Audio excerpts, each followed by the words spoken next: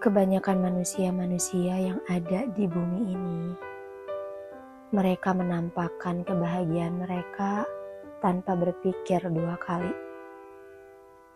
Mereka menunjukkannya dengan pikiran bahwa apa yang membuat mereka bahagia hari ini, ya gak ada salahnya untuk mereka tunjukkan kepada orang lain.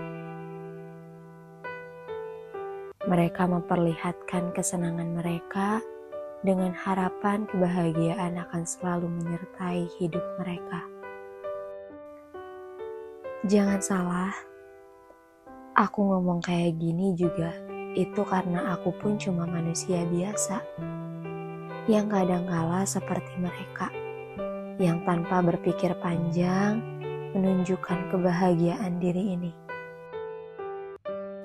Ada yang menunjukkan kebahagiaan diri karena memang mereka beranggapan bahwa kita sebagai manusia berhak untuk berbahagia, punya hak untuk mengekspresikan kebahagiaannya dengan caranya masing-masing. Mungkin ada juga yang memperlihatkan kebahagiaan diri itu karena mereka hanya berpura-pura, ingin menutupi kesedihannya lewat kebahagiaan yang mereka tunjukkan. Atau mungkin ada juga yang menampakkan kebahagiaan diri itu karena mereka hanya ingin orang lain yang melihatnya sebagai sosok yang ceria, yang bahagia, dan mereka gak rela kalau orang lain atau orang-orang sekitarnya melihatnya sedih. Apapun itu dan apapun alasannya, gak ada yang salah sama sekali. Kamu, aku, kita punya hidup kita masing-masing. Kita punya cara kita sendiri untuk mengekspresikan dan menunjukkan apapun yang kita inginkan. Tapi gak banyak manusia kan yang bisa mengekspresikan kesedihannya. Apalagi di depan banyak orang, atau kepada orang-orang sekitar pun sampai nahan-nahan nangis, supaya mereka gak lihat kesedihan yang lagi kita rasain. Rasanya lucu sekali jika mengingat masa-masa kecil dulu.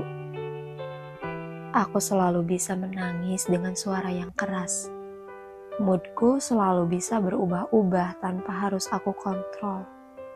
Mau lagi sedih, lagi bete, lagi kesel, lagi marah, ya udah, gitu apa adanya aja.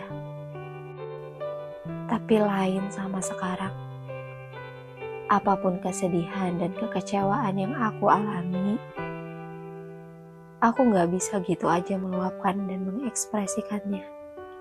Apalagi di depan orang tuaku dan orang-orang sekitarku. Tiap kali ada kesedihan, aku selalu bungkam, dan mulutku selalu tertutup rapat, merahasiakan apa yang aku rasakan.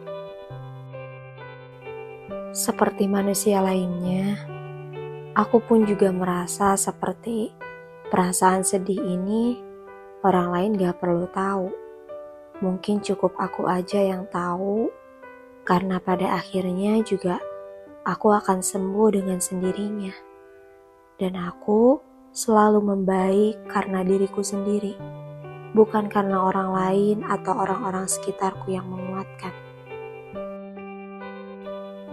Dikala bahagia, aku mensyukuri itu seorang diri dan menikmatinya dengan penuh harapan besar kalau kebahagiaan yang sedang aku rasakan ini semoga bisa menetap lebih lama.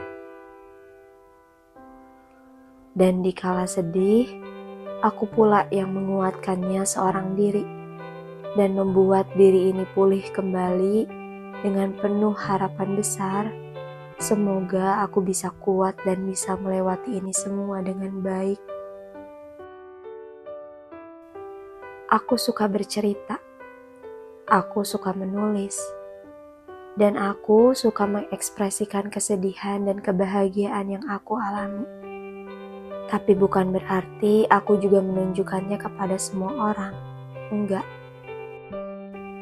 Bahkan kepada orang-orang terdekat pun, aku memilih dan memilah cerita apa yang seharusnya aku ceritakan. Dan aku pun hanya bisa menceritakan kesedihan yang aku rasa kepada seseorang yang saat aku bercerita, dia bisa membuat aku nyaman, mendengarkan ceritaku dengan penuh rasa tulus. Karena saat itu, aku pernah bercerita kepada orang yang tidak tepat.